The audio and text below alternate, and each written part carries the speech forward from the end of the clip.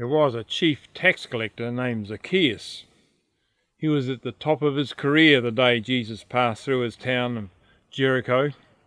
He was the chief tax collector and he was wealthy. But he met Jesus that day, and by the time Jesus had left town, everything had changed for him. He was always the short kid. He survived by cunning. He could beat the bullies at one thing, making money, and shrewdness. Made him unpopular, but that was the price of survival. It was too small for most trades, so he began collecting taxes for the Roman rulers. His job made him money and enemies. Other Jews hated him.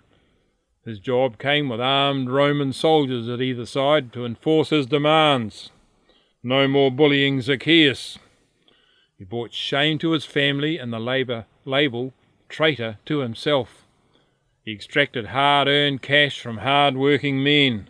They snarled and complained, but hand over the cash they did.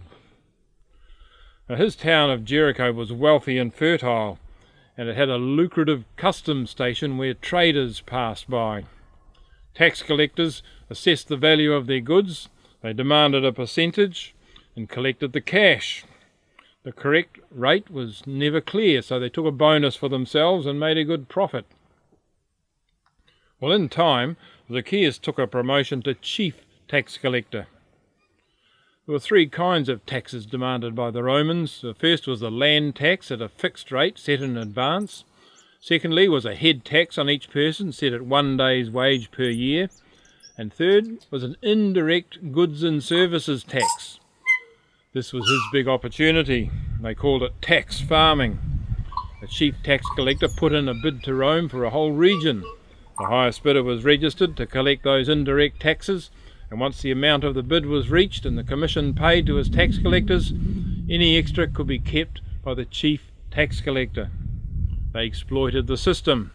Rome didn't care as long as they got their contracted amount. Well, in this way Zacchaeus became very wealthy. He built a big house. The richer he became, the more he was hated.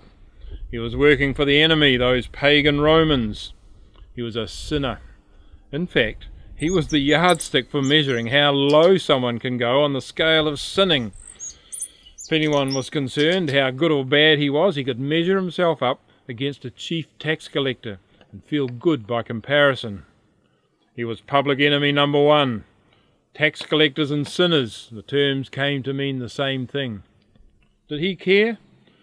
Well, you wouldn't think so looking at him, but even money loses its appeal after a while, especially when your whole hometown hates you. Deep down, he was hurting badly. Zacchaeus heard about Jesus. He was making his way from town to town in Galilee and Judea. He was now on his way to Jerusalem, 25 k's southwest of Jericho, and was due to pass through there. He was curious about him. Who was he? Some said he was the promised Messiah. He was, they said, like our great ancestor, King David, who conquered all our enemies. They thought he would lead an uprising against Rome and against anyone who collaborated with Rome. Well, if that was correct, Zacchaeus' history. But he also heard other stories. Jesus had recruited a tax collector named Levi and gave him a new name, Matthew, meaning gift of the Lord. And he joined him to his close-knit gang of 12, along with some rough fishermen. Could a tax collector, one of us sinners, become a gift of the Lord? He didn't think so, but he was curious. One day, his whole town was buzzing with the anticipated arrival of Jesus. He was curious like everyone else, but he was short. He figured that Jesus will walk along the main street, and so if he climbed a sycamore tree, he will be removed from the crowd and he'll get a good view as Jesus goes past. Without his usual bodyguards, this plan seemed safe. So he climbed a tree and he waited. It was Passover season, and being in winter, sycamore fig trees have no leaves, so he'll be sure to get a good clear view. He perched up there and he waited. A big crowd was creeping along the road, collecting more locals as it went. All eyes are on Jesus, who seems very calm and relaxed, smiling at this one and that one, looking very sharp, scanning the crowd as if he's looking for someone. He's getting closer to his tree. Zacchaeus is curious at what he sees. Jesus doesn't look like a rebel. He wonders which one's Levi. He comes near his tree and, oh no, he stops right at the base of his tree. He looks up and he finds Zacchaeus. Horrors! Everyone else stops too. They follow Jesus' gaze, and next thing the whole town is staring up at him. There's no leaves to hide behind because it's winter. He's exposed. Time stands still. He looks down in horror to a crowd of individuals, each one of which he has cheated. Each face tells a story of his crooked dealings. It all flashes back. It's a whole shady life history, staring at him in the faces of that crowd, those ones that he's conned. One by one they realize whom they've caught up a tree. He can read their faces. There's hatred there, revenge, there's jealousy, there's anger, all against him. He'd climbed up his tree to hide, but in the presence of Jesus he is completely exposed. All his sins are laid bare. A signal from Jesus and the stones on the road will be hurled towards him at speed. He'll be dead at the base of his tree. Only one person can save him now. It's Jesus. But why would he? If he defends him, he'll lose his popularity. Crowds are fickle. He is a very good man. If he didn't know what a rotten sinner he's caught up a tree, he'll know by now. The crowd give Jesus some local knowledge about him. Jesus raises his hand. The crowd goes quiet. This is it. I'm finished. And Jesus speaks. Zacchaeus, come down immediately. He's in shock. He knows his name, his personal name, Zacchaeus. How does he know that? Well, someone's told him. What else have they told him? Everything. That's me, up a tree. Come down. Oh, no, he can't, but yes, he must. It's a command from Messiah. He's been disobeying God all his life, but he meekly comes down. The whole town follows his every move. He spent his life working as a government bureaucrat, hiding behind wealth and military protection. But now here he is up a tree being ordered down, down, down, to face reality, to face his victims, to face up, to own up.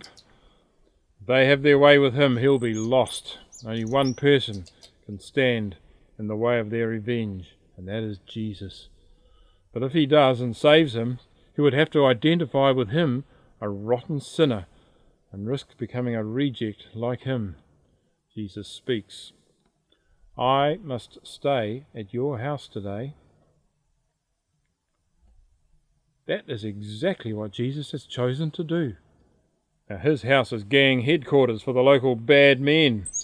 Down he comes. He lands at the feet of Jesus, terrified, and he looks up to see his face, smiling. Let's go, lead the way. Well, a weird scene follows. Zacchaeus in front, Jesus at heel, and his gang behind him, and then the crowd all heading to his house. He's in shock. His life is in the hands of Jesus. Step for step, Jesus follows. The crowd are murmuring as they follow. Jesus' approval ratings are dropping as they head towards the house. He arrived home, opened the door, turned around, and there he was still, Jesus. Come inside. The crowd keep back, allowing some of his tax collector gang to filter forward and come inside as well.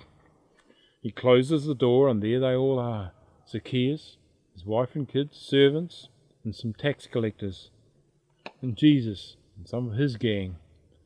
Everyone else is outside. Servants wash their feet. They bring in the wine and the fish and the bread. Sandals off, they recline on cushions in the main room. He treats him as just he would treat any guest. Jesus starts enjoying himself. He seems to like their company. Well, Zacchaeus can hardly believe it. Jesus likes his mates. But we're all sinners. We have labels. We're traitors, outcasts. Jesus doesn't care. His heart is bursting. He's exposed them. Then he saved them, and now he is his guest and his friend. Well, outside the murmuring develops into some heavy opinions. He is gone to be the guest of a sinner. The tide is turning against Jesus, all because of his host. He didn't ask Jesus to identify with him. He invited himself to his house. Zacchaeus doesn't have a category for what is happening. He's never been loved like this before. He's only known put-downs, teasing, mocking, even death threats against him. But this love, this is sacrificial love. This love that Jesus is having for him, it could cost him his life to save me. He's amazed. Before this perfect man, he was fully exposed as one rotten sinner from head to toe. But in the presence of such love, he can't stay that way. He decides to put things right. He knows what he must do. The sins were glaring at him through the shutters of the living room. He stands up, he raises his hand, and everyone goes quiet. Look, Lord, here and now I give half my possessions to the poor, and if I've cheated anyone out of anything, I will pay back 4 times the amount. There is a pause, there's silence. Mouths are open with unbelief. He looks straight at his Lord, eye to eye. He is totally exposed towards God and towards his community. But this time all the guilt is gone. All the layers of hiding and scheming and pretending, gone. He's just faced his sins to his God and has announced his plan to put them right to the community. He senses that deep inside he is free for the first time in his life. Why did Jesus say what he's just announced? Jesus loved him, so he could do no less. Jesus breaks the silence and announces in a clear voice, today salvation has come to this house, because this man too is a son of Abraham, for the Son of Man came to seek and to save what was lost. Zacchaeus is thrilled. Something has happened in his heart. Jesus has announced exactly what it is. He is saved, not just from the anger of men outside, but also from the anger of God above. A long life of sin, forgiven. He's become a true son of Abraham.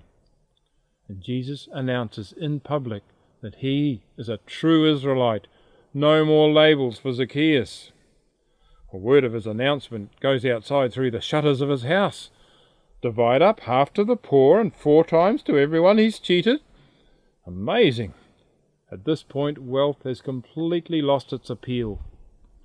There and then, he's enjoying a much better deposit, a deep down peace and a freedom. He is experiencing love from Jesus at great personal sacrifice to him. This is priceless. This is way more valuable than money. And what became of the crowd's hopes of Jesus being their hero, leading an uprising against Rome? They got dashed. He claimed to be Messiah, all right, calling himself Son of Man. That was a clear claim to be Messiah, but Messiah of the lost, to seek them out and to save them. People like Zacchaeus, a lost soul up a tree. Jesus was looking out for him like other lost, hiding, hurting sinners. He found him and he saved them. And Jesus continued his journey out of Jericho and on to Jerusalem. He was on a precise time schedule to the day to ride into Jerusalem on a colt, an exact fulfillment of a prophecy of Daniel. And the sidetrack that Zacchaeus caused was apparently factored into his schedule hundreds of years before, when the prophecy was written. And what became of his popularity? Well, just as the best outcome happened for Zacchaeus, the worst happened for Jesus. On behalf of him and all repentant sinners like him, he became the victim of the sacrifice of the Passover. He became the lamb that was killed to take away the sins of the world. The crowds called for his crucifixion. The religious leaders did the dirty politics, and the Roman soldiers did the deed. They crucified him, nailed him to a cross, and left him to bleed and die in agony and shame. Despised and rejected by men, he took the entire penalty that Zacchaeus deserved for his sin. That day, Jesus stood with him. He came home. He knew what it would cost him, but he loved him anyway and gladly went on to Jerusalem to face his fate. But his story didn't end there. It only just began, and so did Zaccheus' story. They laid Jesus in a grave, but on the third day after his death, he came alive again. He lives on today inside people like Zaccheus. He made the distributions that he promised, and he got restored to dignity in his community. Life has never been the same for Zaccheus since that day when he met Jesus.